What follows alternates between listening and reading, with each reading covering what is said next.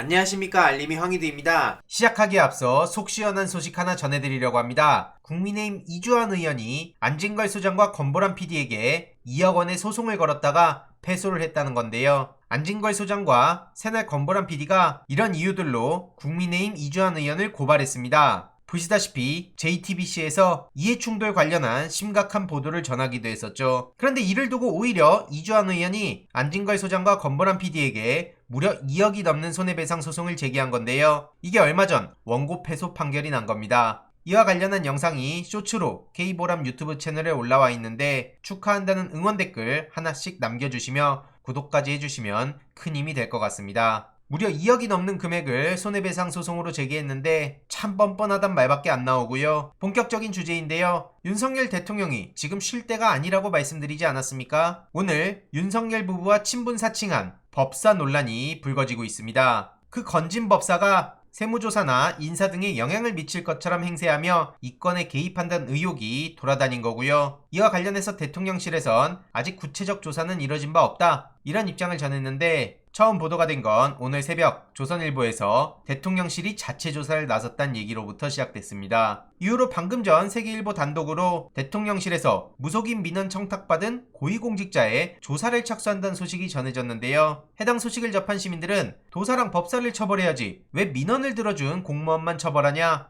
애초에 윤석열 대통령이 후보 시절 손바닥에 왕자 쓰고 나올 때부터 알아봤다, 나라가 어쩌다 이 지경까지 됐냐, 정말 관련이 없다면 법사라는 사람을 고소하면 되는 거 아니냐, 이런 반응들이 나오고 있고요. 심지어 더 웃긴 건 대통령실에서 각 대기업들의 건진법사 관련 주의 당부를 줬다고 합니다. 이러니 당연히 이에 대해서도 얼마나 이상한 사람이 대통령 됐길래 법사주의보가 내려지냐, 이게 지금 말이 되는 상황입니까? 이 사안을 어떻게 처리하는지 계속해서 지켜봐야 되는 거고요. 최근 맘들이 뿔났다, 맘카페부터 단톡방까지 발칵 뒤집혔다는 소식 전해드렸는데 이와 관련해서도 계속된 비판 여론이 거세지고 있습니다. 누구 하나 바라지 않고 오로지 정부만 원할 뿐이란 거고요. 심지어 이 과정도 대선 과정에서도 얘기도 안 나오고 어떠한 공론화도 거치지 않은 채 졸속으로 추진돼서 많은 비판이 따르고 있는 겁니다. 반대가 거센 상황이라 이건 찬성과 반대, 양측의 갈등이라는 표현을 달기도 어려울 정도란 거고요. 맘카페의 논란, 한덕수 총리가 박순애 장관에게 전화해서 의견을 경청하라고 했다고 합니다. 엄청난 비판의 목소리가 쇄도하고 있고요. 교육정책이 뭔 아이들 장난이냐, 툭 던져보고 아닌 말고식이냐, 국민의힘의 무능함을 지적하는 목소리도 커지고 있습니다. 게다가 공정한 기회를 위한 목적이라고 박순애 장관이 해명을 했었는데 오히려 박순애 본인이 불공정의 아이콘으로 등극한 상황이죠. MBC에선 집요하게 문제 제기를 하고 있는데요. 언제까지 거짓말로 버틸 거냐 이거죠. 스트레이트 보도 이후로 박순애의 해명도 계속 이어갈 수 없을 상황까지 온 거고요. 조사위원들의 생생한 증언까지 등장한 데다 한국행정학회, 한국정치학회 두 차례나 투고금지 징계를 당한 것도 드러났고 자진 철회했다, 투고금지 징계 받은 줄 몰랐다, 교육부가 중복게재에 대한 연구윤리 지침을 만든 2015년 전이라 문제가 없다, 이 말만 되풀이하고 있는데 세 가지 해명 모두 거짓임이 드러난 거죠. 수명서에선 저렇게 더 이상 사안이 확산되지 않길 간곡히 바란다며 관용을 베풀어 달라 하고 있죠. 행정학회가 정치학회에 보낸 공문도 입수하고 자진 처리했다는 박 장관의 해명이 거짓임이 탄로났고요. 선처를 호소한 만큼 투고금지 징계를 받은 줄도 몰랐다는 것도 거짓말이 될 수밖에 없는 거죠. 그리고 중복게재에 대한 규정이 만들어진 건 2005년이라고 스스로 주장했는데 이제 와서 15년의 규정이 만들어져서 문제없다 하는 건 얼토당토하는 헛소리입니다. 어제도 말씀드렸지만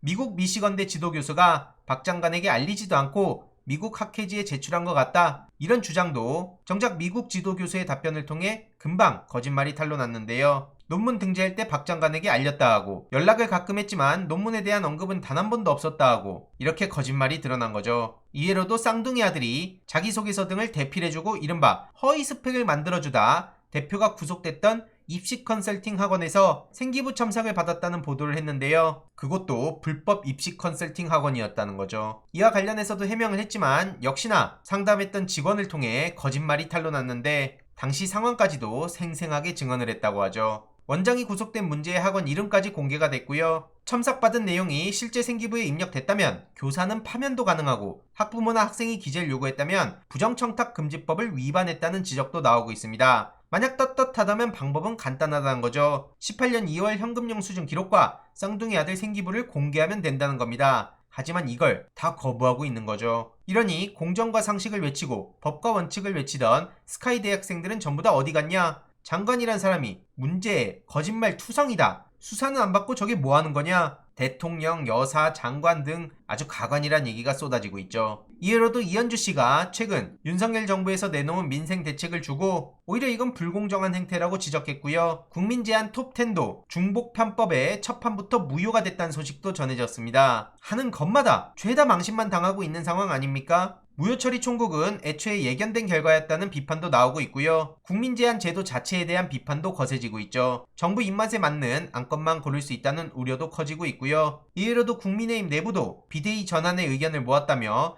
이준석계 반발에도 속전속결이다. 그러면서 계속된 잡음이 커져가고 있습니다. 저들의 다툼 안에 민생은 전혀 찾아볼 수도 없죠. 그리고 오늘 경찰국도 출범한 날인데 박홍근 원내대표는 경찰의 역사가 31년 전으로 퇴행했다고 따끔하게 지적했습니다. 이와 관련한 소식도 계속 추가적으로 전해드리도록 하겠습니다. 이번 내용도 유익했다면 구독, 좋아요, 알림 설정, 멤버십 가입 정말 큰 힘이 된다는 점 말씀드리고 싶습니다. 이번 내용도 주위에 널리 공유 부탁드립니다.